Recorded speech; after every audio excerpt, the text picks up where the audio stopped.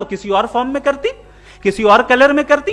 اب آپ اس بال کو ایکسپینڈ کرتے چلے جائیں, ایکسپینڈ کرتے چلے جائیں, ایکسپینڈ کرتے چلے جائیں, یہاں تک کہ یہ بال یونیورس کے سائز کی ہو جائے. بتائیے کہ کیا سائز کے بڑھ جانے سے سوال بدل جائے گا؟ ہرگز نہیں بدلے گا. ابھی بھی سوال رہے گا, یہ یونیورس کہاں سے آیا, ان اسپیسیفک پراپرٹیز کے ساتھ کہاں سے آیا, کیوں آیا, کس نے بنایا؟ یہ سوال اس وقت بھی ویلڈ رہے گا. لیکن یہ سوال اگر ہم جناب جاوید اختر صاحب سے کریں تو چونکہ ان کا ورلڈ ویو ایتھیسٹک ہے, اور صرف ان کا نہیں, مطلب جتنے بھی ایتھیسٹ ہیں اور ایتھیسٹک ورلڈ ویو کو رکھنے والے سے اگر آپ یہ سوال کریں کہ یہ یونیورس کہاں سے آیا, تو ان کا جواب یا تو آرگیومنٹ فرام اگنورنس ہوگا یا ڈوگمیٹک ہوگا. یا تو یہ کہیں گے کہ مجھے نہیں پتا کہ یہ کہاں سے آیا, لہذا گاڈ ڈز ناٹ ایگزسٹ, یہ آرگیومنٹ فرام اگنورنس ہے. یا یہ کہیں گے کہ یہ یونیورس خود بخود بن گیا. اس کا مطلب یہ ہے کہ اس بال کو بھی خود بخود بن جانا چاہیے, لیکن بال کے تعلق سے یہ ایکسپلینیشن ایکسپٹ نہیں کی جائے گی کہ یہ خود بخود بن گئی, لیکن یونیورس کے تعلق سے کر دیا جائے گا. اسے ہم دوسرے الفاظ میں ڈوگما بھی کہہ سکتے ہیں.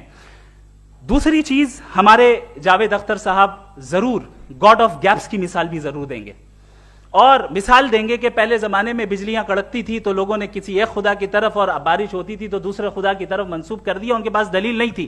یہ ہمارا ورلڈ ویو ہے ہی نہیں, یہ ہمارا ورلڈ ویو ہے ہی نہیں, کیونکہ نیچرل فینومینا کے پروسیس کی انٹرپریٹیشن کو جان لینے سے یہ کہاں سے ثابت ہو گیا کہ گاڈ ایگزسٹ نہیں کرتا ہے.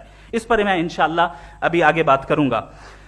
آپ حضرات یہ بھی دیکھیں گے, اور میں یہ ایکسپیکٹ کرتا ہوں کہ ہمارے ریسپیکٹڈ جناب جاوید اختر صاحب ضرور ایموشنل آرگیومنٹس بھی دیں گے, جو کہ ایک لاجیکل فیلیسی ہے جب بات آتی ہے ٹروتھ کو ڈیسائیڈ کرنے میں. کیوں؟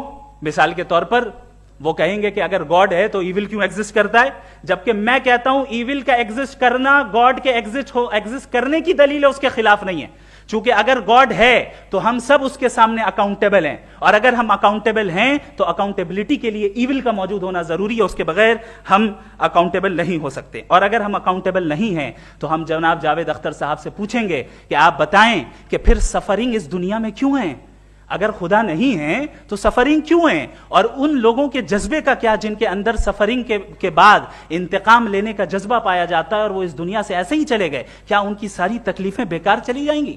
اب آ جائیں اسی ایگزامپل کی طرف کہ بال, مجھ سے اگر کوئی پوچھے اس بال کو کس نے بنایا, اور یا اس ایکسپینڈڈ بال کو کس نے بنایا, میں کہوں گا کہ چونکہ یہ یونیورس اور اس یونیورس کی تمام چیزیں کانٹینجنٹ ہیں. کانٹینجنٹ ہونے کا مطلب یہ ہوتا ہے کہ جو اپنے ایگزسٹنس پہ کسی کے اوپر ڈیپینڈ کرتی ہو, تو ظاہر ہے یہ یونیورس کانٹینجنٹ ہے, اور اگر کوئی چیز کانٹینجنٹ نہیں ہے تو